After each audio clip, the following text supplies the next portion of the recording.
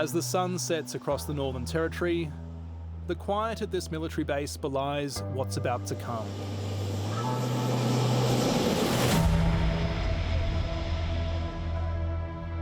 In the dead of night, these skies fill with the roar of fighter jets.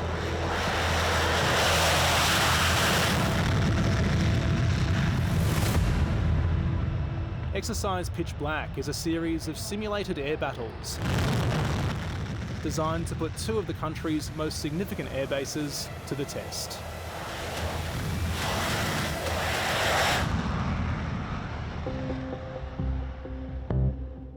Australia's northern edge is strategically vital, with air bases stretching from the west to the east. Two are key: Tindal, just outside Katherine, and Darwin.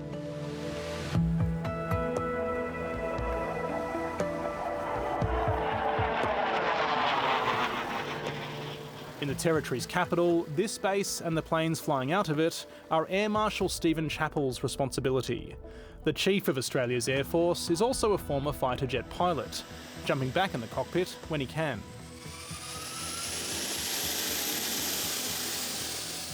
We are living in a strategic autumn, so right now our job is to be prepared, and through being prepared to deter decisions that might be made elsewhere in the world that would take us from an autumn into a winter. If we think about the seasons, it's time to chop the firewood, prepare for the long dark winter ahead. What does chopping the firewood look like? Well, doing the reps and sets we're doing here at Exercise Pitch Black as an example. And ultimately that itself is a message and a signal of deterrence. Hundreds of millions of dollars has been poured into upgrades of this base in recent years, and more than $21 billion has been earmarked for investment in air and missile defence nationwide over the next decade. What we are working on now is to ensure that we can cover more areas more often, to include with ground-based systems, and also take on the ballistic missile and, in the future, the hypersonic missile threat systems there as well. In June, the Defence Force ran a live-fire test of a possible missile interceptor. Australia's lack of missile systems like this has raised alarm among industry analysts in the wake of recent wars where drones and missiles have had devastating impact. The ranges and distances in the Ukraine conflict are different to the Middle East, and they're different again to here in the Indo Pacific. So we've got to understand that what works really, really well in one theatre may have an application in another, but may not be as predominant as it is in the first theatre. Alongside Australia's Air Force, 20 other nations are honing their tactics here, from Indonesia to America. Over the past few years, the US military presence in this region has expanded dramatically, both in numbers and in dollars. Each year, thousands of US Marines are rotating through Darwin, like those working on this aircraft here behind me.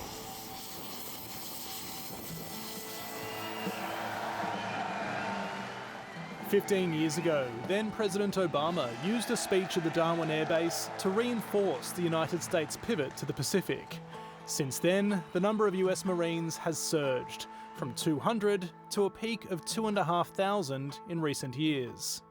Now here in Darwin and Northern Australia, we'll write the next proud chapter in our alliance.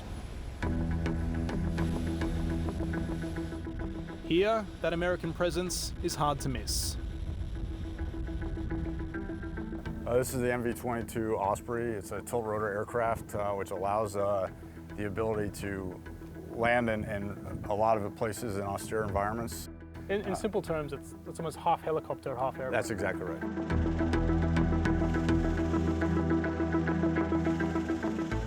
Military leaders here insist that bolstering operations isn't in response to any particular threat, but there's no illusion about what kind of conflict they're preparing for and who it might involve. Your presence is seen by some here in Australia, though, as sending a direct message to potential adversaries, to China in particular. Is that how you see it? I really don't see that that's our focus necessarily. Anyone can take from it what they will. This has been a relationship that's been since World War I with the country of Australia, working alongside the United States Marine Corps specifically. We are interchangeable, not just interoperable, but interchangeable with our US forces. And so that interchangeability is incredibly important and again, an important deterrent signal. When you say deterrent signal, you're saying we're sending a message to potential adversaries, to China. We're sending a message to the world. It's agnostic of any particular party, that we have a very close alliance. The government says the top end's geographic position facing Southeast Asia can't be ignored. When you look, project Australia from that flank, if you like, from Darwin to Perth, what you then see ahead of us is a huge proportion of the world's population. That right there explains America's, it explains Australia's geographic significance, and it therefore explains why America has an interest here. And that interest may be growing. Government documents reveal the US military has looked into building massive fuel storage depots near 3 separate RAAF bases, 2 in WA and 1 in Queensland. They would hold a combined 190 million litres of jet fuel. 300 kilometres southeast of Darwin, near Katherine, lies RAF Base Tindal, home to some of Australia's most advanced fighter jets, the F-35. This base would play a significant role in any future regional conflict. So where are we heading to now? We're going to head out the western gate and around to the MQ-4 Triton hangar. Wing Commander Alex Smith is the senior officer here, managing much of the base's operations, rarely seen by the public. One of the unique features of Tindal is, while we are a main operating base, we can also surge to about 3 times our capacity. The significance of this base also makes it a target. Wing Commander Smith took us inside a new shelter designed to protect personnel in the event of attack. What it offers us is a very quick, if you like, getaway if we wanted to survive an incoming missile. What could this kind of shelter withstand? Look, it won't withstand a direct hit. Rare in Australia, this shelter signals a hard truth. Australia's north would be critical should war come to the region. The capability that we can bring to bear from here, from Darwin and from Tindal, is really important in establishing balance and establishing deterrence within the Indo Pacific right now. Yes, in a contingency, but it's actually about deterring a contingency. 80 years after World War II, Australia's Defence Force is preparing Northern Australia to play a role it's performed before, at the forefront of a major conflict, training and investing today in the hopes of preventing friction on our shores tomorrow.